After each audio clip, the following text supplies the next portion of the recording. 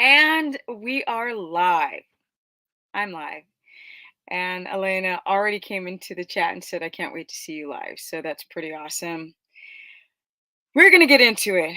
I've spoken about blood sugar before, but because I have new subscribers and people still having issues, we need to go over your blood sugar again. And I will also include ketones with this, your A1C, HbA1c, and your insulin to try to figure out why you still feel terrible, why you still feel tired, why you're waking up at night, and why you cannot lose the weight anymore on carnivore or keto. What's up, Joe? Okay, so let's get into it. A lot of people will do a carnivore diet, and I'm talking about carnivore because it's trending. I think what's up, Shelby? I think a lot of people have tried keto. It didn't work for them. It didn't work. They tried Atkins. They tried all these other diets. They tried the fasting. And what's up, Ian? And now, like, everybody's hyping carnivore. And what goes up must come down. Carnivore will die, unfortunately. It will burn into tiny little ashes very soon. This is what happened with keto. I knew it was going to happen. Too many products, too many stupid magazines, and everybody knew the name of keto, but they didn't actually understand anything that was happening to their body on a physical level or a physiological level. So I want to break things down so you guys understand how not to injure yourself and really reap the benefits of these dietary measures. I know, David, I'm live. Don't forget to like this stream, guys. Actually, on StreamYard, you can't see how many people are liking. So I just gotta remind you guys to hit the chat. I don't check to see who's liking. Hit the chat, pop out, click on the thumbs, and pop back in. Okay, let me get some water because we got a lot to talk about. Now, blood sugar. What people don't understand is that technically we are able to have carbs. We're able to have carbs and sugars and fruits in small amounts. We have amylase in our saliva. It's an enzyme that already starts to break down these starches and sugars the second it hits your mouth. The problem is, my people, that in nature, Elena, no. Now I'm going to keep going. She's asking a question. In nature, we wouldn't have the accessibility to what would be considered the most sugary honey. It's very difficult. I watched this hunter, like modern day hunter gatherer series on like Discovery Channel, and you're watching some tribe in Africa remote trying to get to that honeycomb. What a freaking nightmare without like up high in a tree to a honeycomb. And they don't have like ropes and things to that are harnesses to, hold them down. No real protection. They go and they start pulling the combs out and throwing it down. You're not going to get a lot. If you're a tribe of like 22 people, you got to share that with all 22, and you're not going to be able to you're going to be able to access the honey when it's in season, and that's it. So we have the ability. Now there are fruits, figs, for example, grow wild in Africa, but you can't eat them until the seed's ready to drop and start to germinate, because that meat of that fruit is no longer viable.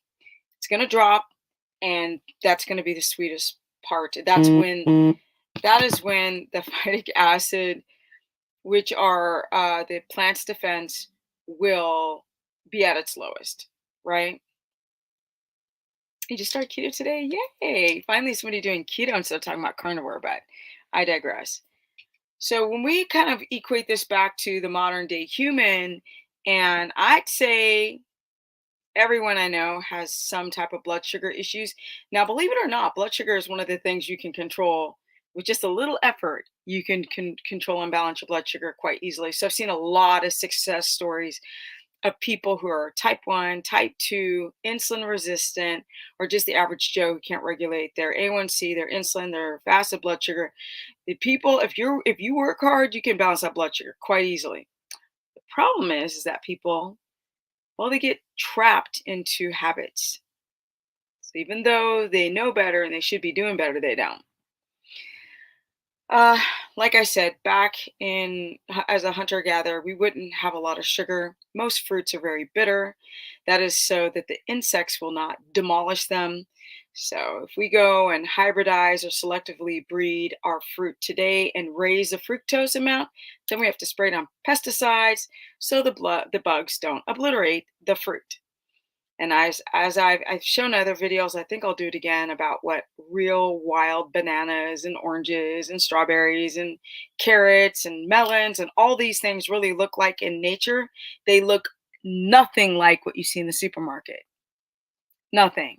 So the amount of fructose that we're getting in our diets today is just redunculous. It's pathetic. And if you already have a poor functioning liver or estrogen dominance, you could take someone like Paul Saladino, who's eating a lot of meat and fruit, and be like, that's the answer. That's not the answer, my people. Plus, so many of you have fructose intolerance because you have mast cell activation. And some of these other people who are pushing these diets don't factor in this whole mast cell activation when you're trying to pound the fruit down on carnivore. Now, the only reason why somebody would eat fruit is if, well, they're really tired and their adrenals are tanking, or really the main reason is their electrolytes. But you can't get into, you can't, first of all, you can't get into ketosis with fruit. Second of all, you can't store glycogen in the muscle, so you crash very easily on fruit, and then hence you go back to damaging your metabolism. But I want to get more into blood sugar and what to factor in on Helena's like, I saw my handstand push-ups on Instagram. Thank you. I don't do too bad at 55, going on almost 56. But so when it comes to the modern human, I think a lot of the gurus are not mentioning the fact that we are not hunter gatherers anymore. Our DNA, if you took a hunter gatherer and you teleported them into today, our genome would be very similar. It's just that we come out of the womb with all the heavy metals in the air, all of the toxins, all the chemicals, all the stress, all of the bad food, and sedentary, and we don't use our bodies the correct way, and we're constantly in a fight or flight state, and we're drinking coffee, and we're in a toxic soup. I live in an RV camper now, and I mean the thing's made out of freaking cardboard and plastic almost. I am though grateful because it is my home for the moment. But you can escape the lead in your clothing, the heavy metals in the air. Like all, there's a lot of things to consider when trying to figure out why one day to the next you were feeling good, and then like 2 years down the line, I can't lose the weight, I can't sleep. I'm having issues with bloating all the time. I'm crashing in the afternoon. I have a hard time to wake up in the morning. I wake up more than 2 times during the night. It's just on and on and on and on and on until the break of dawn. Lord have mercy. And how do I know this? Because I coach you guys. And I've been working with so many people over the years. It's just person after person after person. I'm starting to believe that no one is healthy. Maybe that tribe off the coast of India that they're like a tribe of 20, and there's no like if you try to go to that island, this like Christian cat went over there trying to teach them the Bible, and they ex-nayed him out. Maybe tribes like that are deep in the Amazons. You might have some hunter-gatherer tribes that still have a strong gut wall, but we don't. And we don't connect to the circadian rhythm. It isn't like, no matter how hippie we sound, getting your feet out into the dirt and getting those ions and the electric charge from the earth or from animals is exponentially important beyond a measure I can't even understand. I can't even explain that combined with circadian rhythm. So, with all of that, once you're toxic, your blood sugar can't balance. And the reason why your blood sugar is not balancing because your body's in a chronic state of stress.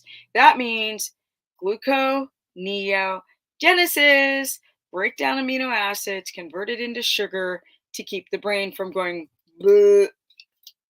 I know.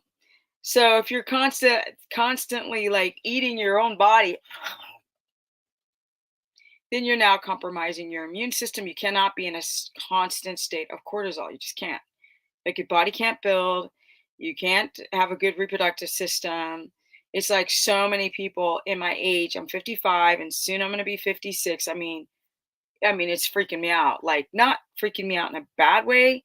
It's just tripping me out how fast time goes.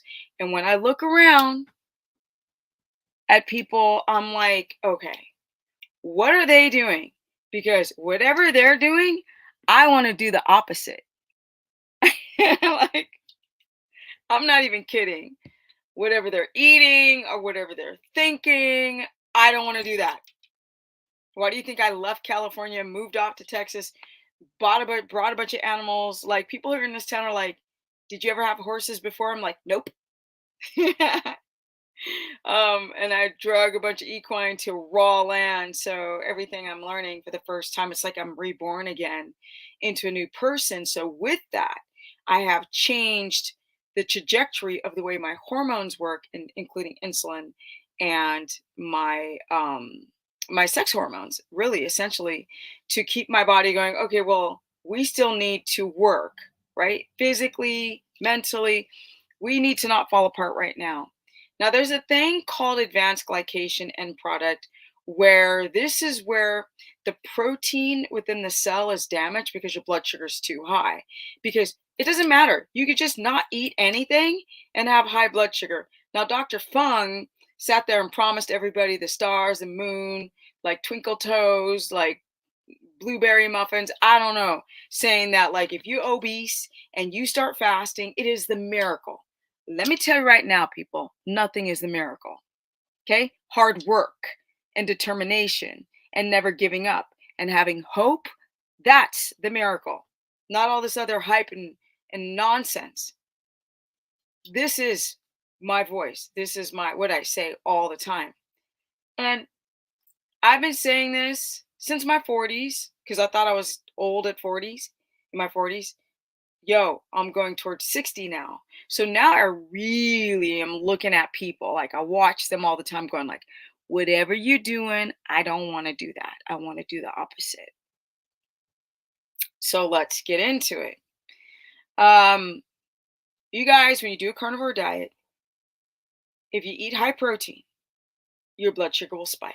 It happens to every single person that I coach who works with a glucometer. Every single person who's commented on using a glucometer, there's not a single person I have had any interaction with online or in person that can eat gobs of protein and think your insulin's going to drop. Okay? And fast. And think that your insulin's going to drop and you're going to be, not diabetic anymore. And you're just going to have your blood sugar like this all the time. Just all the time. Weight's going to come off. Hormones are going to be like, what? Let's build some muscles. Right. Have not seen this. Right. They can say in my comment section, then they've got no image. They've got no videos on their YouTube channel for me to go and check out how they look. Especially in my age. Forget about it. So when I get these 20 to 32, 34-year-old guys being like, I fast and I'm amazing. Anybody who's in my age group knows them days are numbered. Tick, tick, tick, tick, tick, tick, tick, tick, tick, tick, tick. Everybody in this chat who's in my age group knows that from one day to the next, you age. Punkt, slut, period. The blood sugar. So here's the thing that's weird about younger people who are muscular. You have the ability to uptake and use high blood sugar more than somebody who is having autoimmunity, who's like a little overweight, estrogen dominant, liver's a little sluggish, don't sleep well, thyroid-ish, low sex hormones. These people are having metabolic derangement. And so when they try to fast and do cold water and get into ice baths and try to access the brown fat and sit in saunas forever, these people are like, why aren't I aging backwards? And I'm like, because you've been lied to. You've been hyped.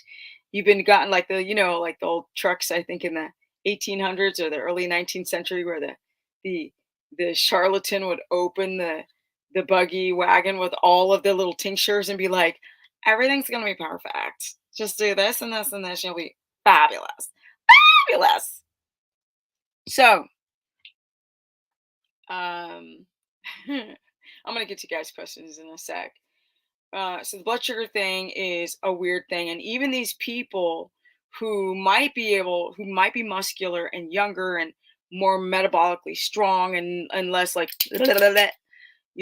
more metabolic strength, these people are able to uptake glucose and use it without storing it as fat so easily as somebody who starts to get older, who's just gone through ooh ho hum. You know how life has gotten to you over time. I was born in 19 freaking 67, and those were the days. But those aren't the days of today. Like now, I almost want to barf every time I go online to see what's going on in the world because I don't watch the news. And anyone who does should stop immediately. I'm like, when I watch the news, I'm just like shook to the umpteenth degree. So, how are we able to keep our hormones balanced, keep our muscularity if we don't know what to eat? We don't know how to work out. We don't know how to think. We don't know how to ground. We don't know how to connect to nature at all. We don't know how to breathe, walk, stand, move. So many women are like, oh my God, I'm getting cellulite. I'm like, the fascia in our aging bodies, I need to do a whole video on that, is real, right? A part of wrinkles is stiffened fascia, and your skin will stick to that rock hard fascia in the muscle, and you got that crease, and you got to massage that crease out.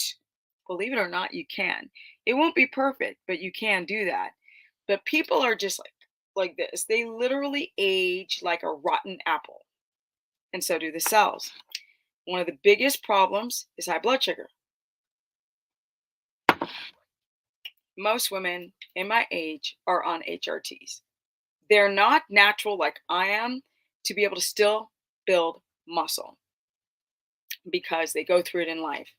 They go through it, they're inconsistent with everything. Like the problem today with people is it inconsistent with their diet, like inconsistent times a billion.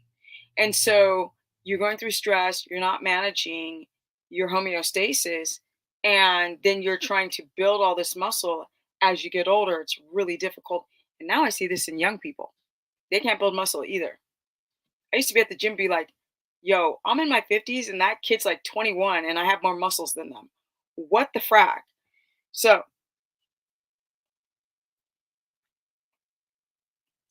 it's like I stopped watching the news long ago. Smart. Okay, so the blood sugar. What you don't know that your body is meant to survive outside. It takes gazillions of years to have an adaptation in our genome to be able to like morph into something else. It's not happening in 100 years or 1,000 years or even 10,000 years. It's an adaptation very, very slowly over freaking time. So we are designed, we used to live outside not that long ago, and we are designed for it. Everything, there are some people believe that aliens dropped us here, but we have too many things in our systems, in our body, that is for surviving. So no, we are not meant to be having food right there and water right there and shelter right there. And we have created newer stresses, modern stresses that hunter gatherers would never even have to deal with the garbage that we deal with today. So a hunter gatherer stress really is not going to be relational. It's going to be about surviving or running from danger. And now we see with the modern human that is reacting to stress, like reading a text, I got a text this morning. I was like, my heart was like, dun, dun, dun, dun, dun. I was like, oh, we're not doing that. Stress is created in the mind. Because breathing deeply will bring the heart rate down. We ain't going into no fight or flight. I'm sorry, I'm too old for that. We go into fight or flight when I'm actually running from danger, not some perceived stress in this matrix world we live in today. So, benefits of being able to keep your blood sugar stable: resistance training, muscles, resistance training, because you're not doing cardio. You're not going, right? It's a stop, go, stop, go, stop, go, stop, go thing, or go, stop, rather, go, and then you stop and your heart rate gets back down. So basically, once your heart hits a steady state of being really high, your adrenals kick in and start going like, let's break down muscle, convert it into energy so this Stephanie can start running from a lion real quick. And that does two things. That raises my blood sugar too high all the time. And that starts breaking down amino acids in my body, wrecking my immune system and my hormones. That's what it does, period. Carnivore. People are eating 2 pounds of beef. The body's like, but you're not starving. I know that much. You're not starving. I will react to stress as if you're starving. But the subconscious mind, which is still connected to the body, knows that you got food right there. So when you eat 2 pounds of beef, especially these women, I'm 5'3". These women are chowing down on 2 pounds of beef and listening to people tell you to do that. Y'all never believe anyone. Stop, use your critical thinking, then do your research, then be hesitant to start something. Don't ever do anything because somebody said, oh, I could call like my 4 phases of, following my protocol, the let me see, the upwards model. All right, everyone, we're going to do Stephanie's 4 steps of the upwards model. In the first 2 weeks, you eat as much protein as possible on the upwards model. Then you eat fat, and then you just start fasting. Do not do that. That is a bunch of garbled nonsense. There is no name of fasting or priming. All of these things are made up to confuse people because nobody breaks down the types of bodies that can handle stress from these type of measures, right? It doesn't matter if you're going to do cold therapy or sit in a sauna frying your body or eating a bunch of protein or being a vegan. I mean, it's all the same. It's very dogmatic that people become obsessed with these trends. So when you eat 2 pounds of beef, your stomach can only break down the whole digestive tract. It's not just your stomach. Chew, swallow. We don't even chew slow anymore. We're like, gotta go, gotta get to work, gotta do, get my kids going, gotta get to the gym, got to whatever. So right there are so many things starting to back up in the assembly line, which means your hydrochloric acids drop, your body is not able to completely break down this food, which is an inflammatory response, because from conception of eating all the way to you poop, you've just got big chunks of food Body cannot keep up with the amount of protein that's coming in and use it. So what it can't use, it converts back into glucose, like a candy bar.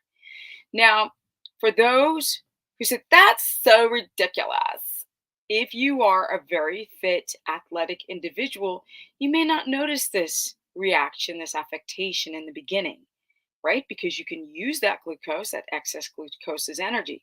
But the average Joe is not a pro athlete, let's say like I was.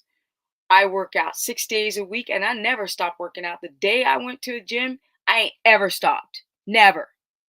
So my body has built a tolerance to high glucose. They're GLUT4 receptor sites. And this is important. People typically, what I notice is that their blood sugar is skyrocketing on too high blood sugar. When your blood sugar is too high, your ketones struggle to get up. And even if your ketones do get up, you don't use them. You can make them and pee them right out like this. Think. So don't get too obsessed with your glucometer, because you also have to go by symptomology before you start making your decision if you're in ketosis or not. Now we have our fasted, which means you're testing early in the morning on an empty stomach. Fasted glucose check. You can also check 2 hours after a meal. You can also check for allergies, right? Because when your body's stressed, blood sugar spikes. And that is by testing 10 minutes before, every 30 minutes up to 2 hours, or just simply testing 30 minutes or 10 minutes before you eat a suspicious allergenic food, and 2 hours later. And if you see a spike, if your blood sugar doesn't go up and then go down back to that pre-eaten nummer, speak Swedish, pratar jag svenska, then your blood sugar is an issue. Now remember this, people. You can't get into ketosis when your blood sugar is high. You cannot lose weight when your blood sugar is too high. You cannot heal the body at all at the rates where you need to. It's like a house. Like your house is destroyed, you clean it up, and then you come home from work and throw a jacket on the floor or some papers drop and you keep running. You can be right back at the beginning of all your issues if you are not consistent with all of the things that you have to be incredibly patient into balancing your blood sugar. Right? So you can test 2 hours after a meal. You can test in the middle of the night. You can test post-workout by 20 minutes, or when your heart rate goes back to baseline. You can actually use a heart rate monitor to see if it increases, because when you eat something, it doesn't happen right away. It's within 20 minutes to 2 hours with the heart rate monitor. And if you see an elevated heart rate when you eat something, that's histamine, right? Because your body gets irritated. When your body's irritated, it spikes the blood sugar. People don't realize this. All roads lead back to your blood sugar. So Jelly Bean is correct. And that is the reason why I'm doing an updated video on talking about blood sugar and what numbers to look for, and to understand that if you're not losing weight, like, I don't care if you eat the perfect diet. If you cannot balance that blood sugar due to stress or chemical stress, you're not going to lose weight. You can lose water, you can lose muscle, but you ain't going to lose that fat and keep the muscle. Whoever told you this is a liar. You will burn muscle. And once you start burning muscle, you're burning what? Those beautiful GLUT4 receptor sites that help gobble up the dang glucose. Like I said, the elbow bone connected to the nose bone. It's all connected. Everything that happens in a 24-hour day affects your blood sugar, and the blood sugar and the brain and the reproductive, whatever it is. Everything's all connected. Okay, so let's pull up this blood sugar chart. Let's do some talking. Let's get a visual of this stuff for those who just start following me.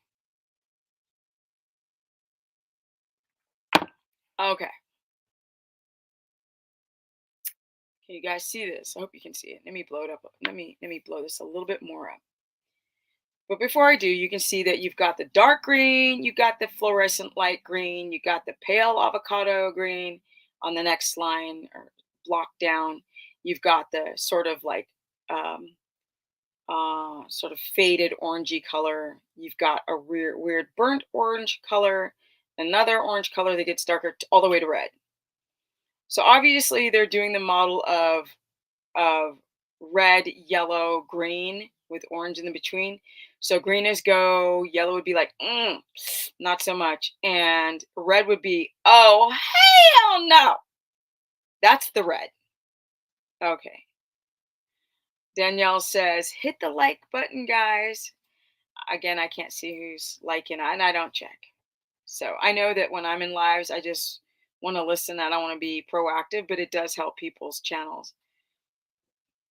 Actually went on a live stream yesterday, which I was going live and these guys were saying stuff and I was like, well, what about if we're hunter gatherers? And the answers that came out of their mouth, they just instantly went from incredibly intelligent to like rock intelligence. Like they just didn't know what they were talking about. But let's get into this chart. Let me blow it up some more. Okay, this is my favorite chart. FYI, I've seen a bunch of charts. This is my favorite. Okay, so we got here, look over here to your left side of the screen where it says, see this? Where it says HB-A1C. Below that, we have MGL /DL, and below that, we have MMOL. Okay, these numbers are everything. So start learning them, my people. Seems like nobody learns these numbers.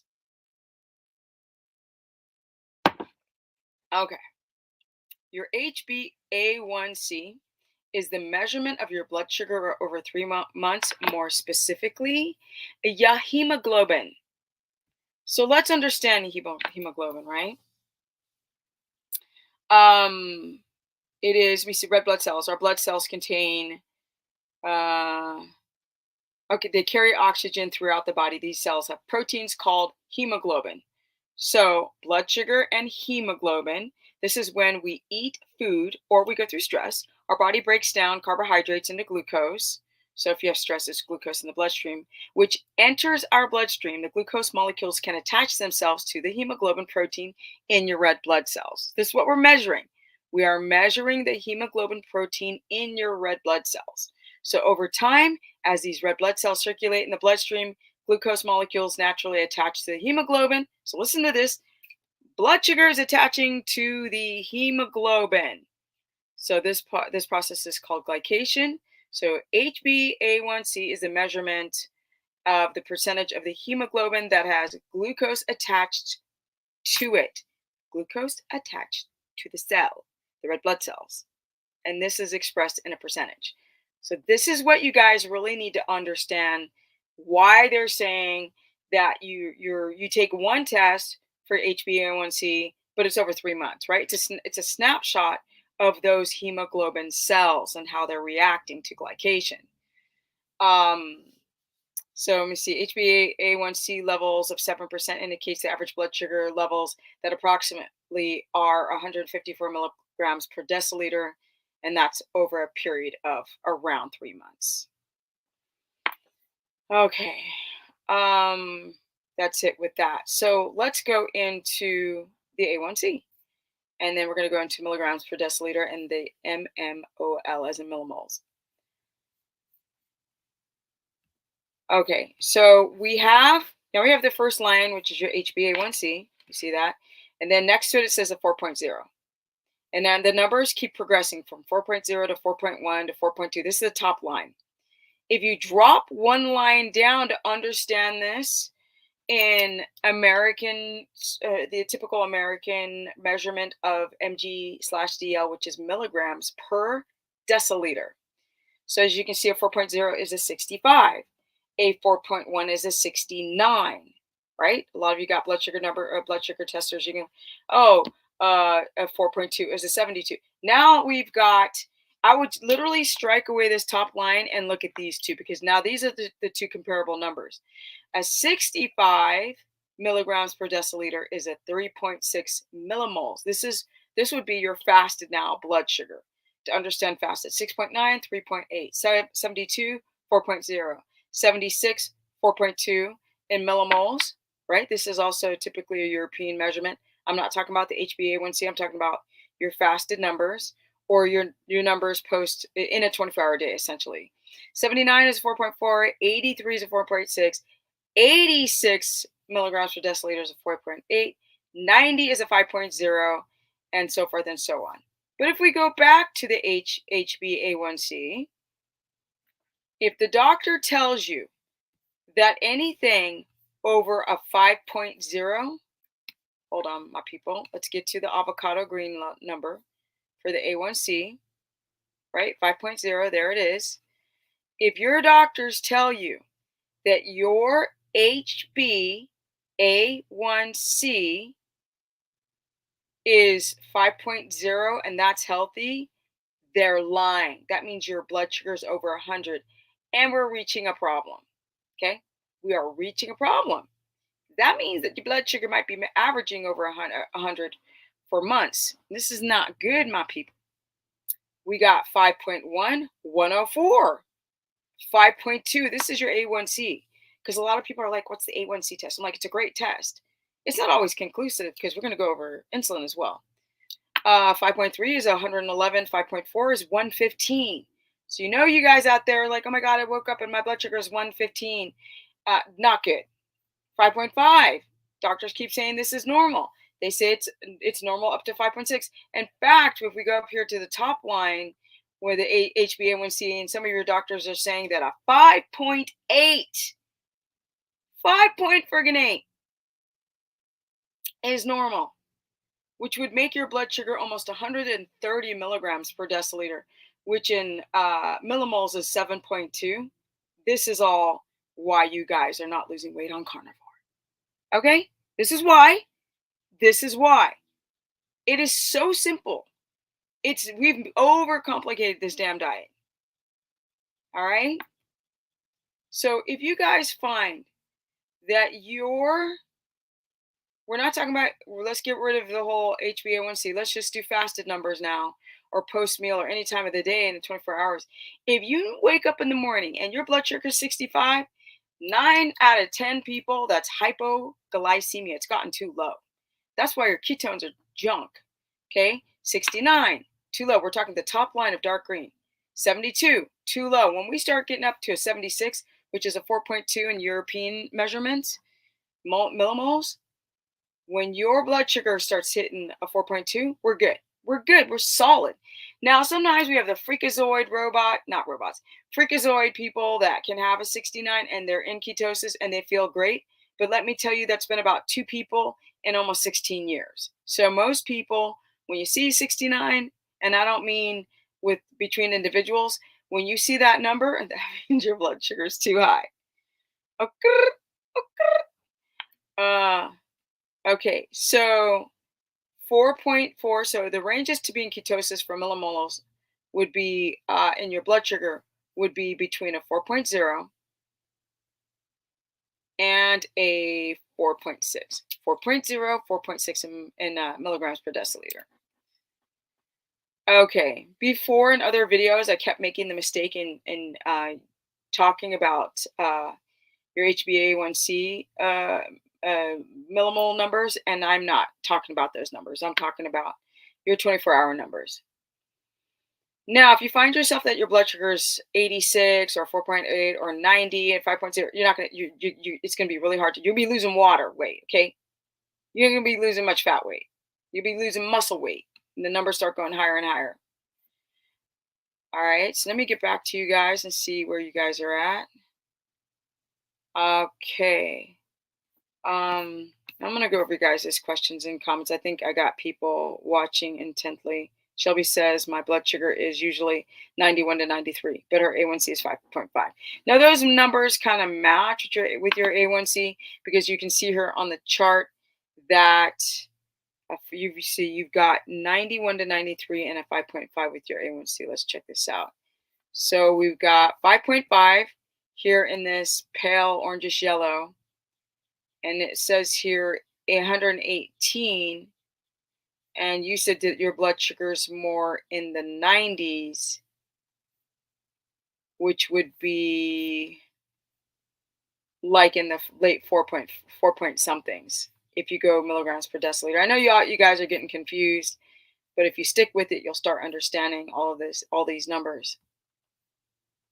Okay, so I'm going to talk about examples of why your blood sugar is not, and it really should. We really should take off these lower numbers, not even look at them. So if we go into the green section here, not the rest of it, just, and it really should start. Your number should really start here. Sorry for that text download, but 76, or let's make it even for a little bit, 4.2 and a half to a 4.5. That's some good. Oh, sorry, I'm getting it wrong. We got a 76, 4.2. That's right. 4.2 in millimoles, not in A1Cs. Take out that number. So 76 be 4.2 all the way to a 4.6. That's going to be your blood sugar numbers for those who live in Australia and in Canada and Europe and other countries. In the US, we're going to go by just 1 to 100, 400. We want a blood sugar between really a 75 or 74 to an 83. That's a nice ketogenic range on carnivore and a ketogenic diet. If you guys are doing low carb, high fat, your blood sugar in milligrams per deciliter, which is the top number, should be between an 83 fasted in the morning when you wake up to about a 90, probably a 95. So 95 is not here. 97 starts getting a little too high for my comfort levels by doing low carb, high fat. And low carb means you're still eating like sweet potatoes and berries. And on carnivore and keto, you don't. Because we're trying to be in ketosis driven, ketotic driven. All right, let's see here. If you guys try to eat sweet fruit on carnivore, you'll never adapt and you'll never get enough gasoline. You start jacking up your thyroid and your adrenal system. Let me drink some water.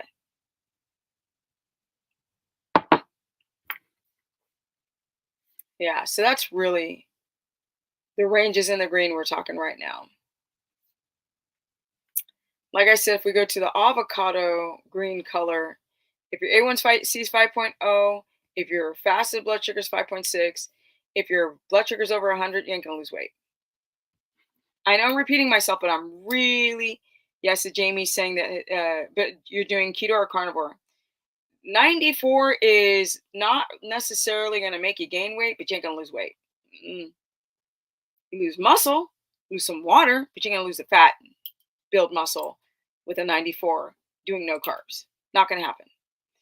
And the reason why I'm sounding so blunt and annoying is because client after client after client, like, why don't I was losing weight? I've been doing this for a year. And I was like, what's your blood sugar? Oh, it's on 94. I'm like, well, that's why you're not losing weight. Your blood sugar is too high. You can't brush over it. It's so important. Kristen's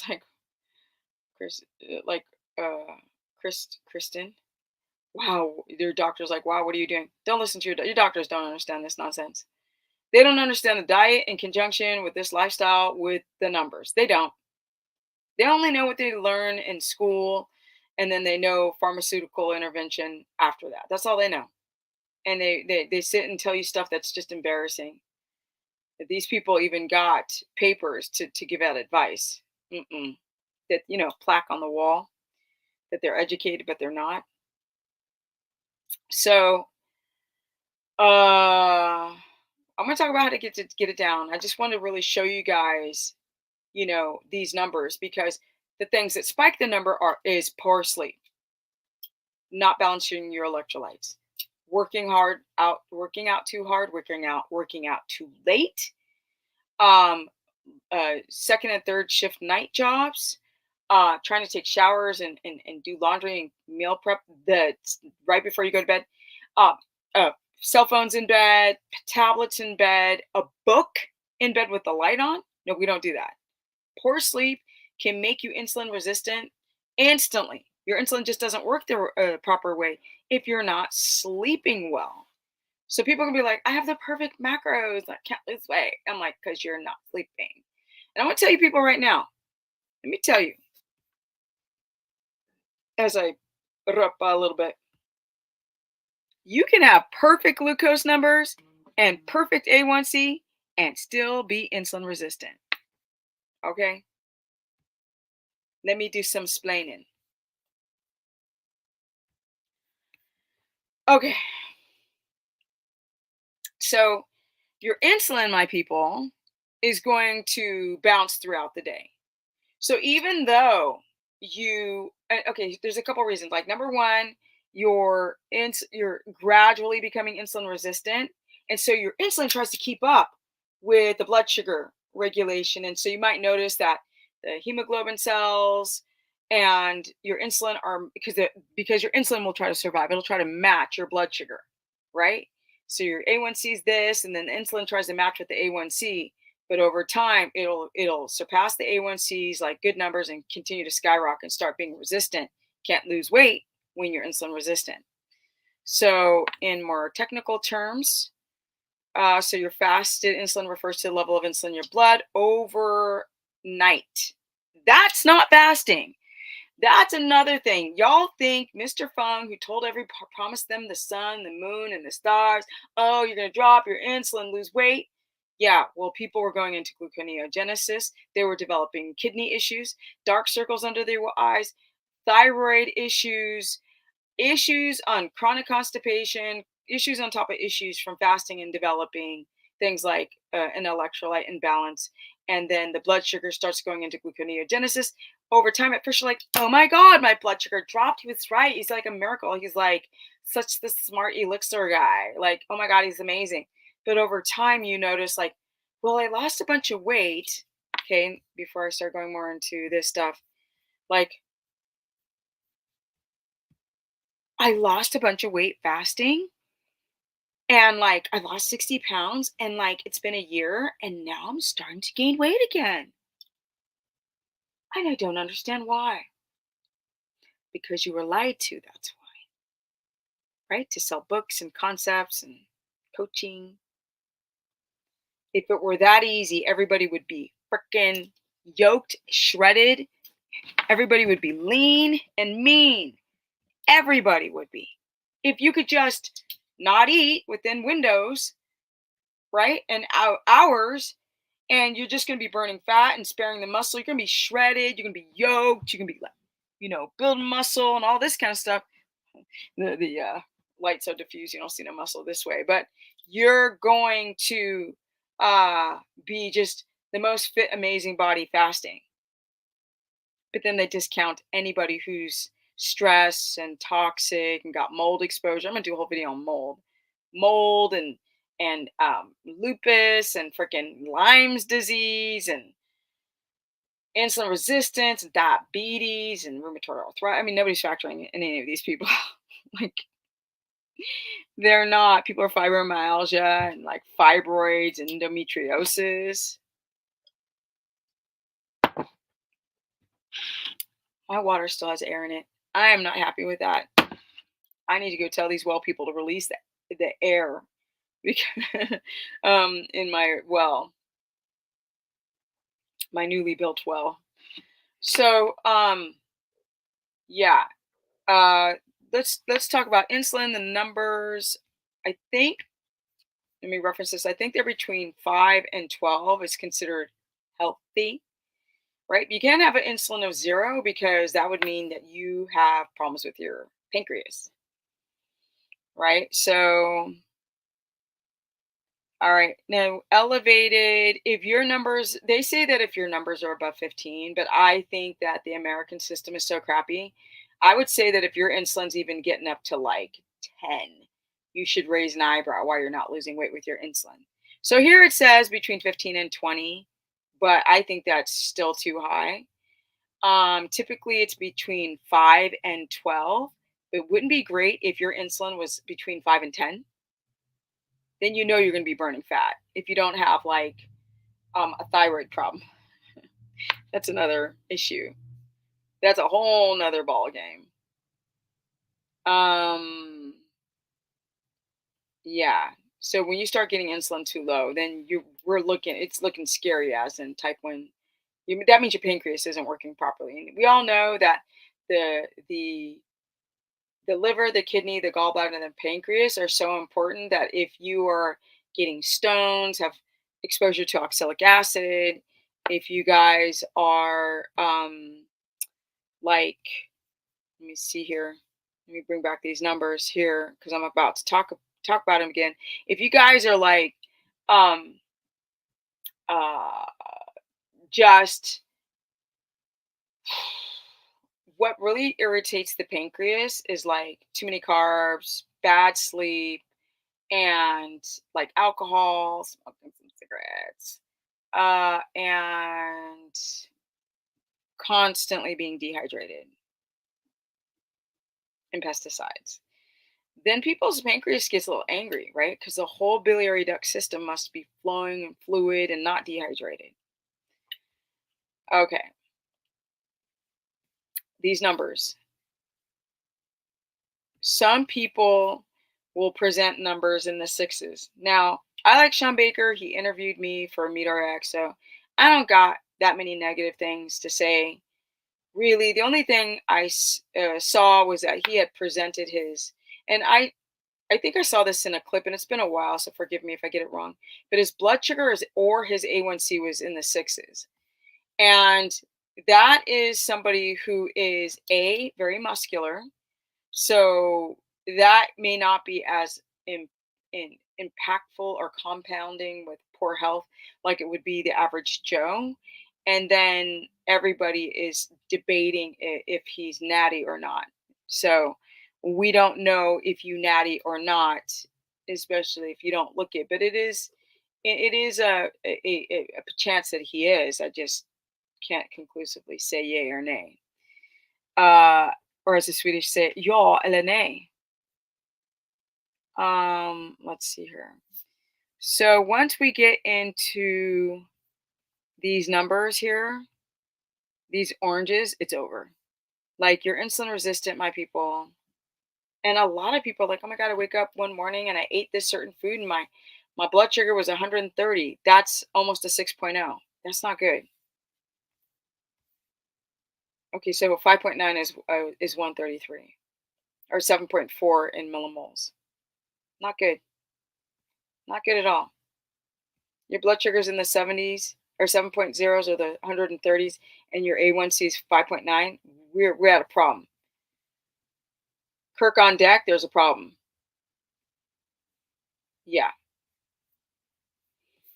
Okay. So what ends up happening is that people will go and they're like, "Oh my God, I'm so excited about this carnivore diet, and fasting." And they will lose water weight and they're like, "Oh my God, I'm losing weight." And they don't realize that they're losing water because of course that when you eat carbs, your cells hold on to water. And when you don't eat carbs, they drop water and then hence you're losing weight on the scale. Okay. But um, we have to consider everything, to be honest, the amount of protein, how much fat you're consuming. Because if you don't consume enough fat, then that can make your ketones drop and your blood sugar spike, right? So if you don't eat enough fat, your body has to eat itself to get the glucose because you're not eating enough fat. It can't get into ketosis. It can't. You can make ketones and they go up and they go right back into the toilet when you go pee pee. So to be highly keto adapted, you have to see like consistent numbers with consistent healing and dropping of weight and gaining of muscle, right? If you did a DEXA scan, for example, or dunked your body underwater. Um, Other things that spike your blood sugar are putting your blood sugar in a crappy range to make you not healthy. And I'm only talking about weight because other people do. It really is about your health because if your body's healthy, you're going to drop the fat. So, um, people who, like I said, the things that make you blood sugar spike is fasting, skipping meals, not having breakfast, eating too much protein, eating too fast protein. That's a crazy one right there. Too hard of a workout when you, let's say, didn't get enough sleep the night before. Your electrolytes not being balanced can skyrocket your blood sugar, especially with potassium being too low. Um, and sodium, but really that potassium and the blood sugar just goes boom. Um, Exposure to toxins, pharmaceuticals, birth control pills, antibiotics. I mean, all of them, all of them. The pharmacological interventions. Mm-mm. Um, what else? Uh, Cardio. Obsessed with running and biking, and you're exhausted. You force yourself to do. Don't do if you're tired. Do not push yourself in a workout. You just destroy your body. Your reproductive system cannot produce the right hormones when you are doing carnivore and you're not in ketosis or you're fasting, right? Blows out your thyroid. When you're like working out, you haven't eaten that much, your fats are too low, your protein's too high. We know that people started to develop kidney pain on carnivore, chronic dehydration, dry skin, um, kidney pain, dark urine in some cases, heart palpitations. I get that. Why is my heart rate so high? And literally, cardiologists are going like, I don't know what's wrong. Let's put you on a beta blocker. Like, it's embarrassing. They're not like, do you have enough potassium in your diet? Because they don't learn that stuff. So cardiologists would not even tell you what's going on with your electrolytes, because this high heart rate can be either that or it can be from histamine, my people. You can have a high heart rate from eating something your body's like, oh hell no. So we gotta, look at all these things. So to get your blood sugar down, you go to bed early.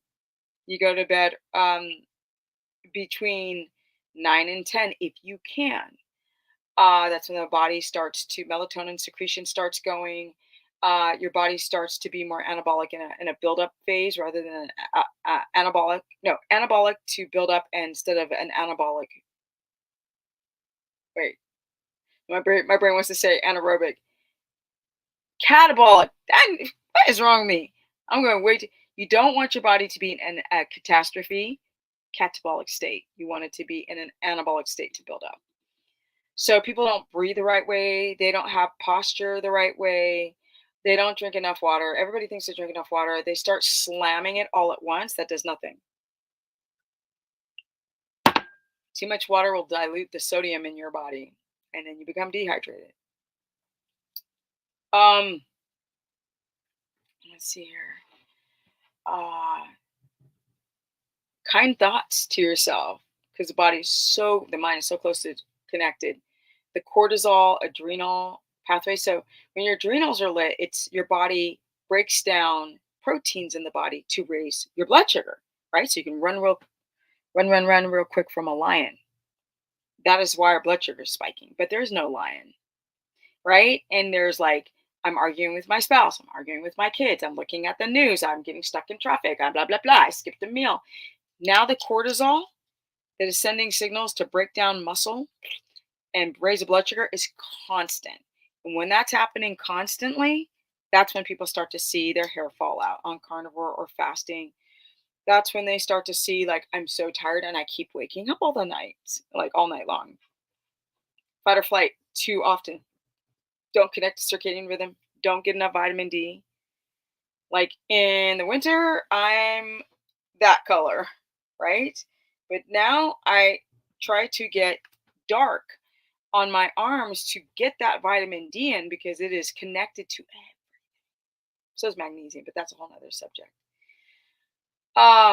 You go to bed, you diaphragmatic breathe in through the nose, out of the mouth, and you do this sort of like every hour until you go to bed.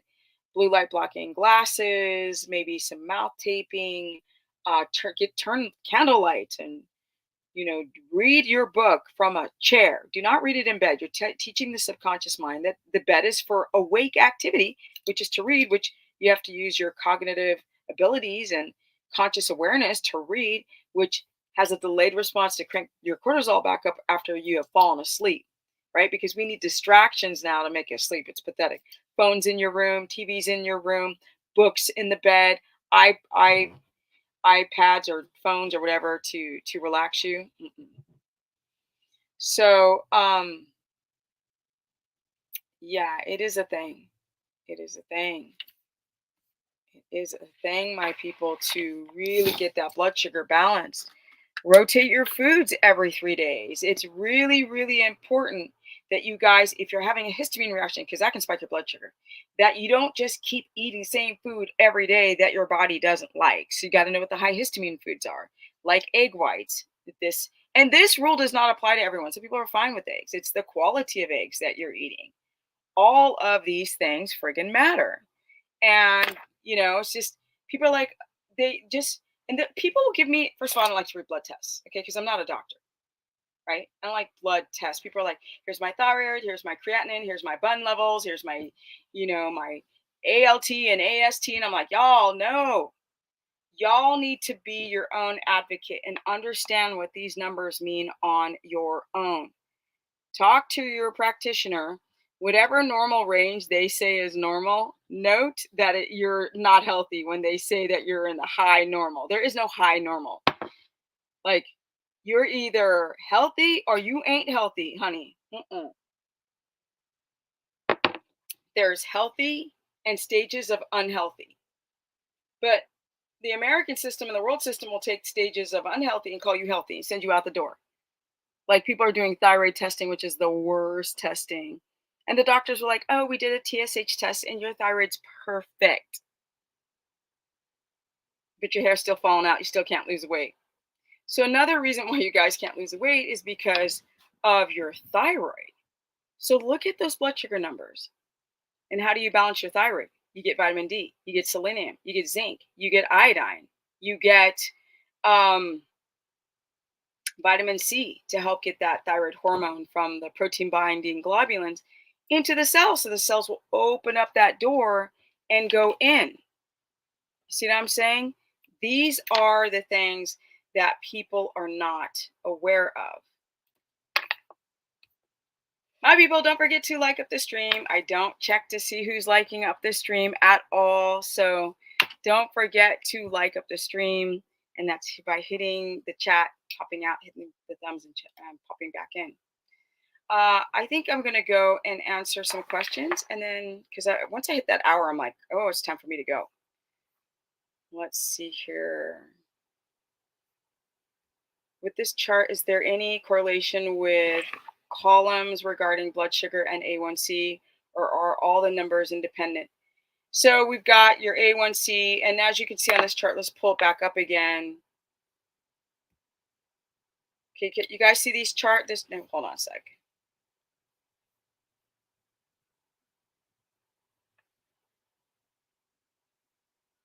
Let me blow it up. Okay.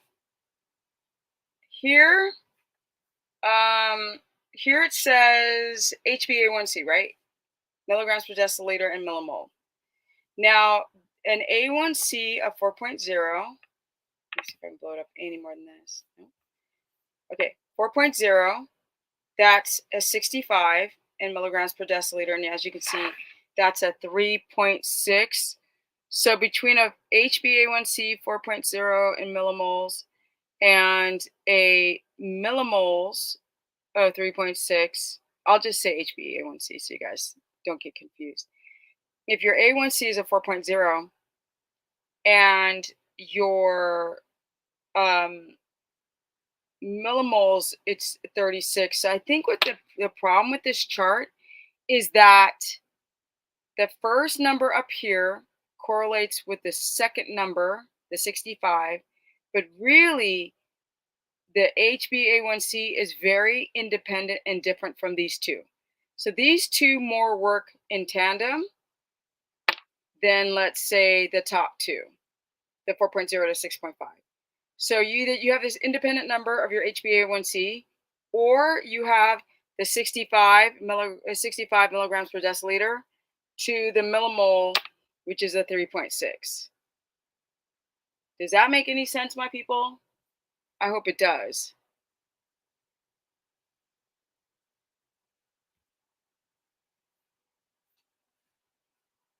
Let me see here.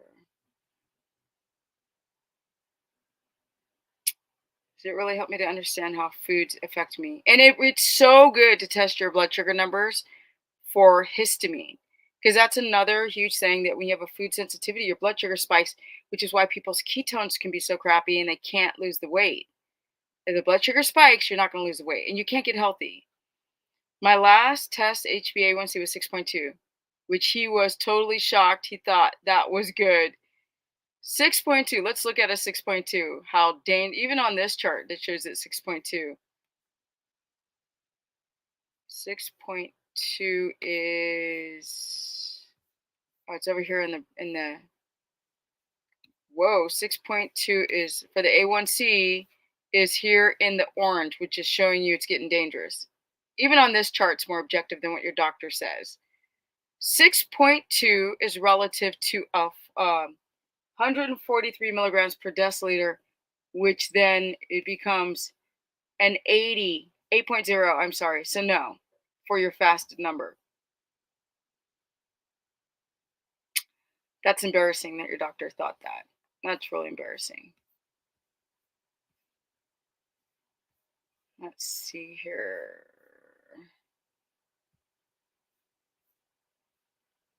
So Jamie's blood sugar was 94 on carnivore, which is too high. You can't get into ketosis with your blood sugar being that high. Your ketones have to be between a 1.8 and a 3.0, and that is not on this chart here at all. Let's see. You have helped me way more than the docs. Yeah. So now people who are watching the replay, I'm going to talk to my audience. I've been on keto for around 3 years. My fasted glucose in the morning is anywhere between 69 and 73. My ketones are 1.3 to 2.0. When they get higher, I feel high. Is that normal? When your ketones get higher? You didn't say when you. So Mandy, your numbers don't look good after 3 years. 69. I mean, you got to be like in perfect health for 69 to not be a problem. Do you recommend keto blood tests or glucose tests? The glucose test, blood glucose test. I think a glucose tolerance test is you eat sugar and then they see how high your blood sugar skyrockets. I get up at 2:30 to get ready for work. That's really not good. No, that's not good. I go to bed at 6:30 because I get up at 2:30. And the thing is, no matter what, even if you go to bed at 6:30, your circadian rhythm does not want you up at 2:30. Mm-mm. See, can you eat more protein, say 175? No, if you eat 175 grams of protein, your blood sugar is going to skyrocket, Bob. Nobody needs that much protein to build muscle. You just need to be insulin sensitive and in ketosis. But eat even more fat to keep blood sugar low. That won't work. If your blood sugars, if your protein's that high, I don't care how much fat you eat. This is a really good point. It does not matter how much fat that you eat. Your blood sugar will not drop with protein at 175 grams a day. And I'm not talking the weighted grams. I'm talking about the total grams of protein.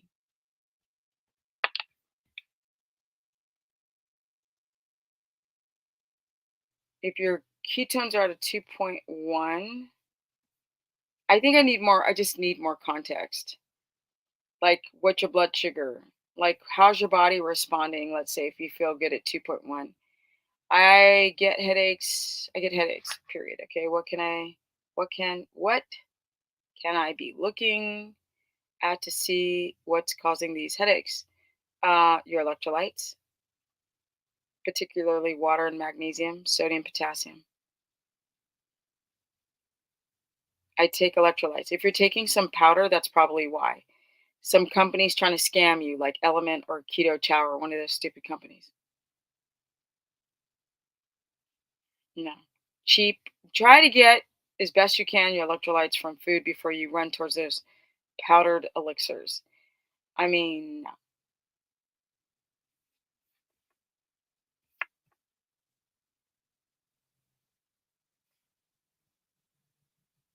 See, clean, stay challenge. Hit this sauna 30 minutes. Eat 2 times of what? 2 pounds of beef. Jump to ice water for 20 minutes. Do this and call me for my health guide. No, dude. That's the dumbest thing I've ever heard. Clean slate is reaching. People don't listen to me when I'm trying to tell them that a lot of people are adrenal freaking destroyed and their gut walls are weak. And people are like, don't eat anything, go sit in a sauna and cook your collagen under your skin and then jump in ice water and destroy your adrenal system. So stupid.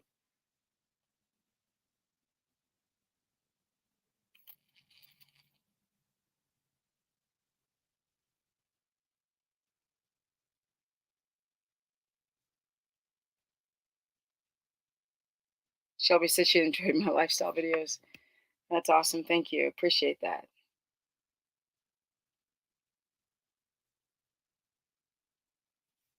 Well, my people, it looks like we are hitting a time for me to move on.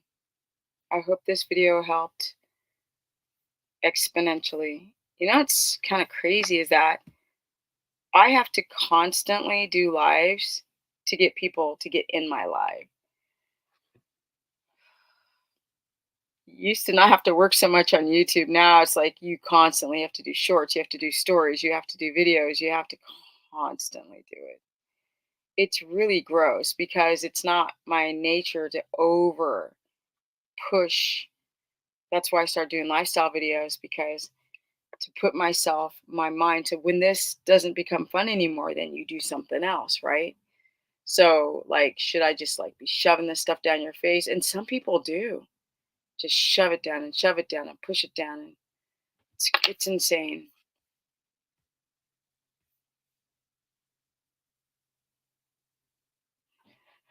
My body doesn't look healthy. Well, sorry, but your body don't lacks healthy. Can you spell? You trying to? I think this person's trying to mess with me. Somebody wrote, "Sorry, but your body don't LAKKS," and then put HELTLY.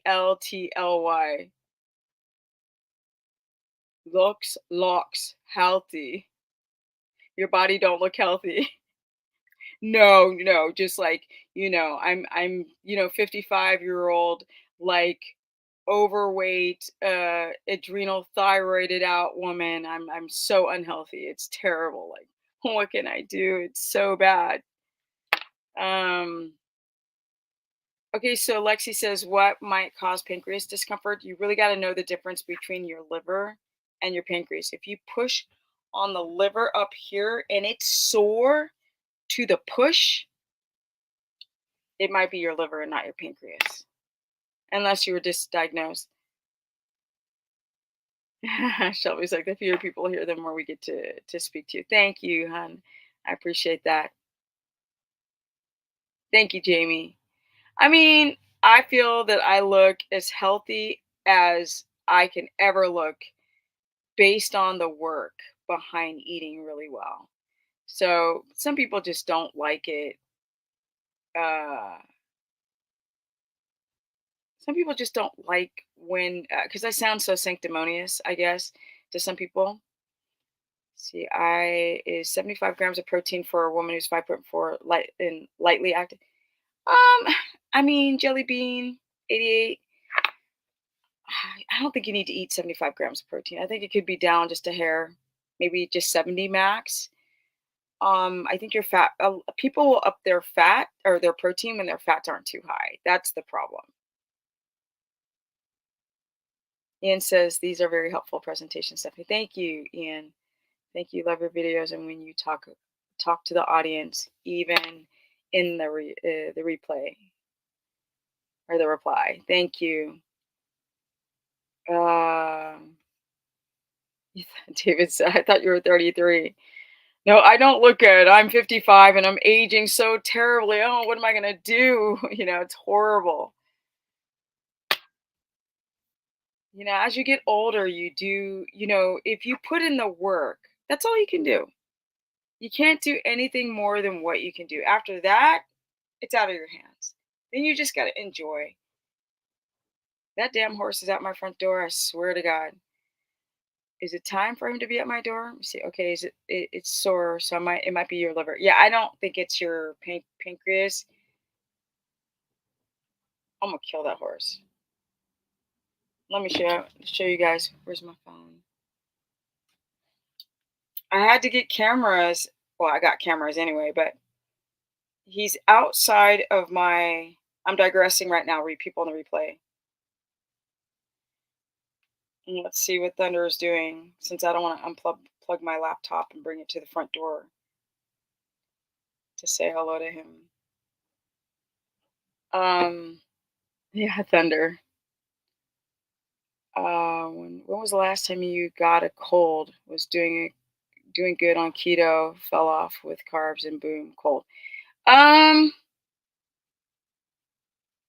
got a little when it was 4 degrees minus zero. My heat went out in my camper, and I was stressing out about it. But I didn't get sick. But I got a little like my immune system was like, I'm freezing. That's a good question, by the way. Let me see here. I just need to see what he's doing. See, the problem is that my horse, he hears me. I'm like quiet in here as a mouse, and then I'll do a live stream or I'll do a consultation, and then he'll just like, why is she screaming in there? She's by herself. Is she stupid?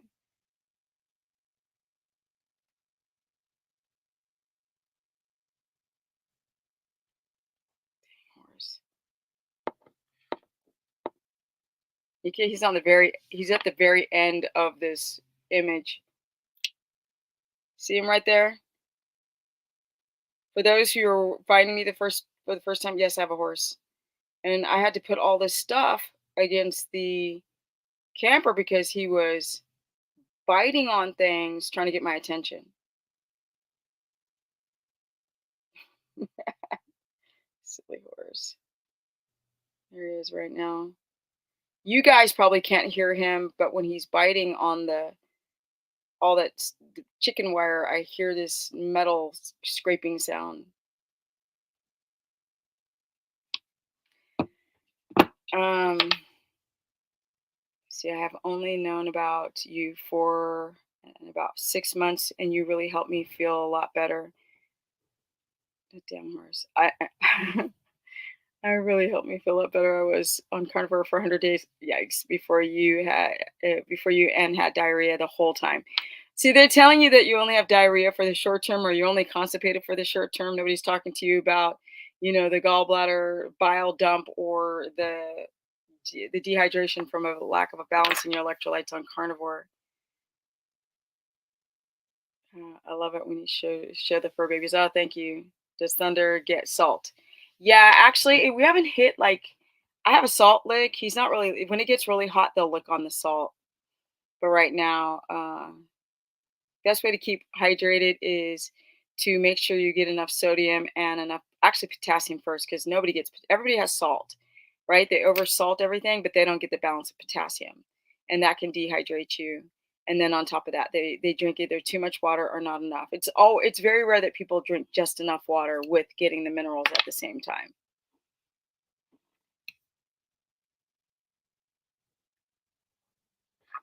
Oh shite.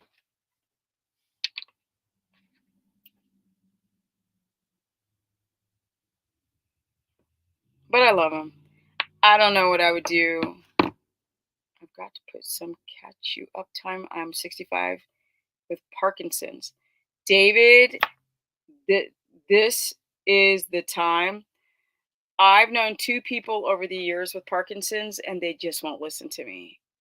It is incredibly important that I believe, in my opinion, that you really make sure that you can stabilize your blood sugar and get on a well formulated ketogenic protocol. Very, very important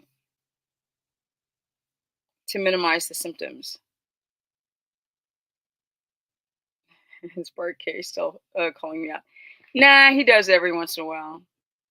I've learned when you get older that when people try to, like, if you have a coworker or family member and people will try to start fights with you, and it's so easy to get baited into it. But like, I kind of like, like people will come to me and ask me a question like that about Bart K. But like when I hear about it, you get like maybe you get annoyed for a couple of seconds, and then all of a sudden I get distracted by life, and I excuse me, drink some water. I don't care. People are like debate him. I was like, Bart K has had me on his channel 3 times. 3 times. Is that not the irony of putting me on your channel for my expertise, but then doing videos saying how wrong I am? It just, it's just stupid. Um, but when I spoke to him before, when I've spoken to Bart in private, we've had great conversations. So to like go online and debate, which feels like two grown ass people acting like freaking dumbasses, including myself. Nope. I'm not gonna sit there and argue with somebody. I've got like, you know, people who drive bad or like rude people on the street to deal with. Like if I want rudeness, people online, it just doesn't matter. I was on keto and my hair was falling out and I was getting high blood pressure, so I stopped. But I regret it. I have to eat healthier fats. It's healthier fats, it's the right amount of fats, balancing your electrolytes, it's getting sleep. Because if you drop out your carbs and your body has been used to carbs your whole life, it doesn't know what to do. You have to develop the enzymes to actually convert those ketones in your liver. And you have to have enough fat and the right kinds of fat. It's a thing. But he's not God. Human body is so complex. Yeah, of course he's not God. You know, everybody who's online thinks that they know best. That's why I say you can't trust anybody, not me, not anyone. You got to go out there and do your own due diligence, be your own advocate and learn about your body because everybody's body is so different. That's why some people will fast and be like, oh my God, it was so amazing. And then you got people who fast and they're just like, I was sick as a dog. So who are you going to believe? Like the person online going like fast, fast, fast, fast, fast, or the person saying, go be careful, go and learn about your own body because we're all different.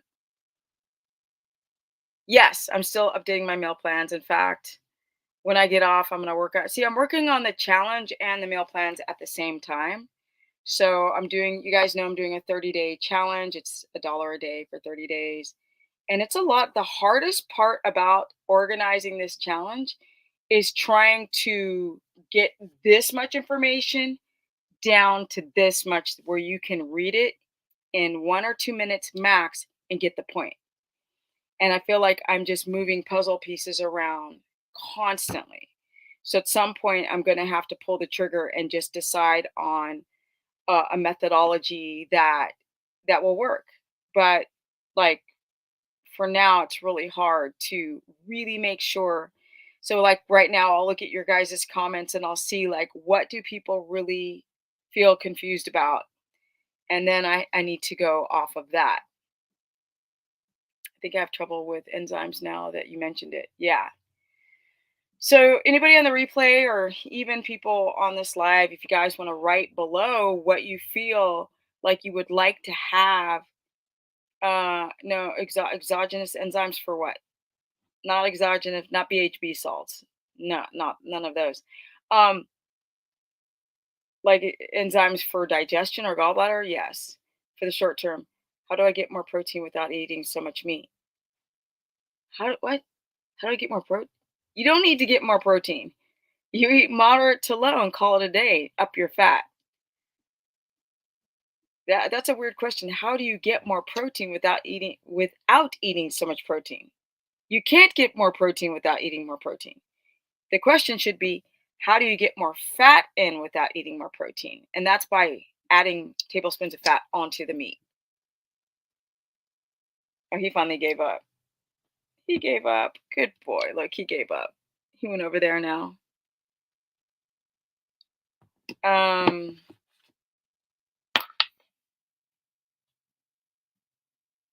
yeah, I don't know why carnivore became such a thing.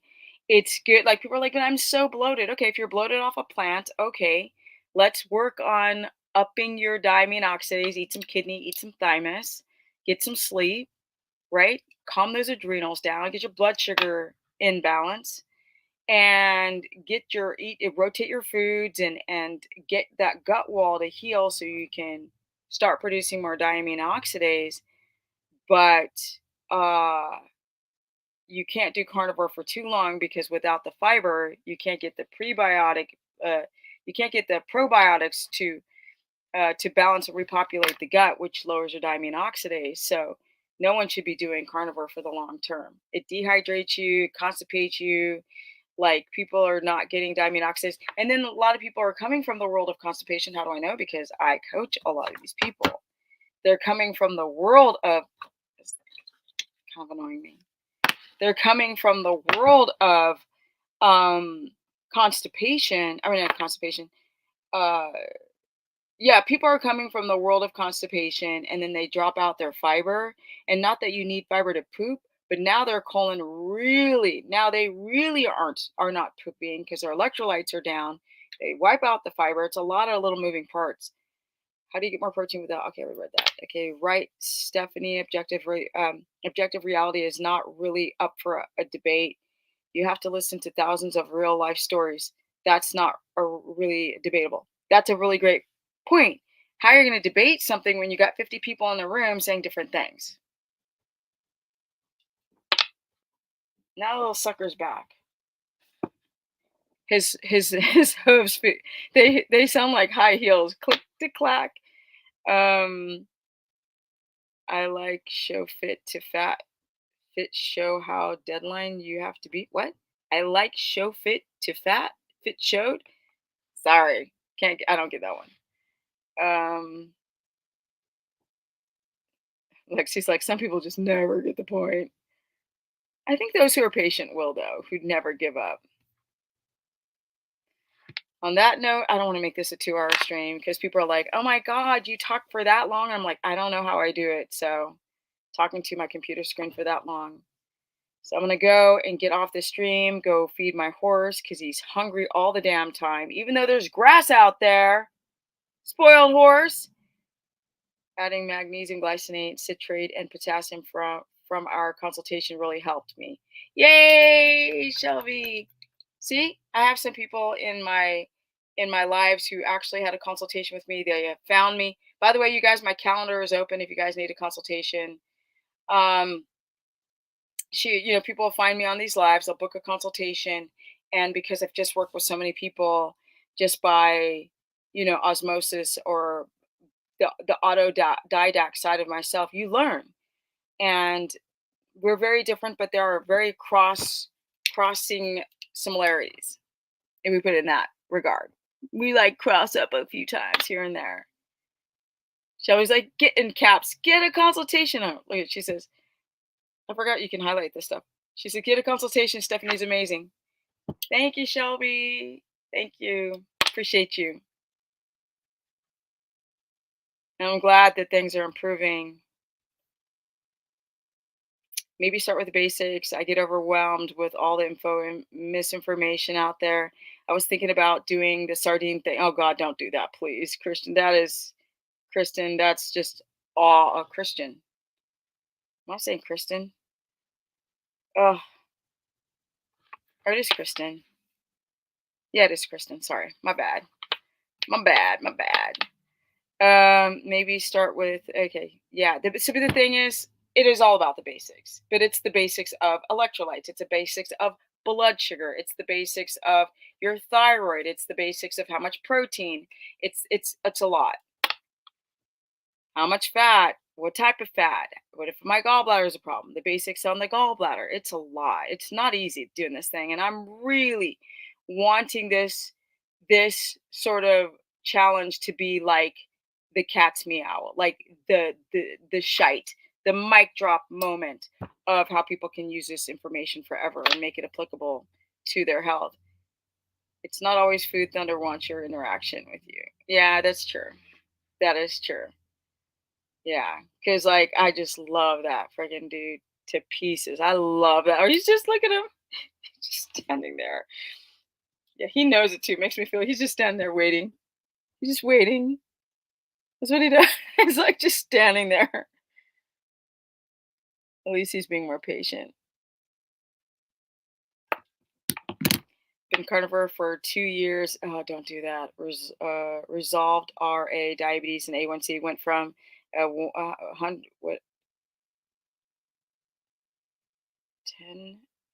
to 5.4, and all my meds. Problem is, I'm not losing weight anymore. Don't know what to accept. Don't fast, Michelle. Stop. I'm telling you, people do carnivore. They start to see all these great numbers and boom, plateau. That's a high A1C at 10.8. Whew. But see, you're at a 5.4. That's why you're not losing weight. Watch the beginning of this video, Michelle. If you're not doing any carbs and you're doing carnivore for that long, you're at a 5.4. Your body's going, stop doing that. Get off that carnivore. It's not always okay. We read that. Yes. Okay, guys. This is it. It's time to go. Oh, the TV show Fit to Fat. That's what you meant. I like the show. Oh, I don't watch TV. That's why I didn't know what the frack you're talking about. The show Fit to Fat showed how deadline you have to be. It's a TV show. You said I like show. You didn't say I like the show. Gotcha. Okay. Oh, wow. You're welcome, Michelle. I would definitely consider a consultation if you're plateauing at a 5.4 A1C because you don't want to start eating muscle for energy. And that's what's going on if your blood sugar is not, it's stalling out, your A1C. Happy trails to me. Thank you, David. And I'm out. Peace, guys. If you want to book a consultation, go to stephanieperson.com. I don't want to fast. Don't fast. If you fast, you're going to destroy your thyroid. Well, you blow out that thyroid. And a lot of these men do not realize how vulnerable that thyroid is, especially with women. I'm going to say, don't watch TV. Haven't had one for at least 8 years. Yeah, I stopped watching TV years ago. I remember when I was in LA, I used to watch TV all the time. It was like comfort. It was like somebody in the room with me. I was like, girl, stop. Yeah. I have a course page, that's $15 a month. And I interact a lot with people on that page, but the challenge is the mastermind one. That's the holy grail. And if you want to book a consultation, go to stephanieperson.com. If you want to check me out on Instagram, it's Stephanie Ketogenic. My Facebook fan page is Stephanie the Business, as in the body business person. And comment below if you guys check your blood sugar or what you would like to see in the challenge. I want to see if I've missed anything because I don't pull the trigger until I've dotted all the I's and crossed every T. And I'm out. Peace. Thanks, guys. Energy at 55 going on 56. Let's live our lives good. Peace.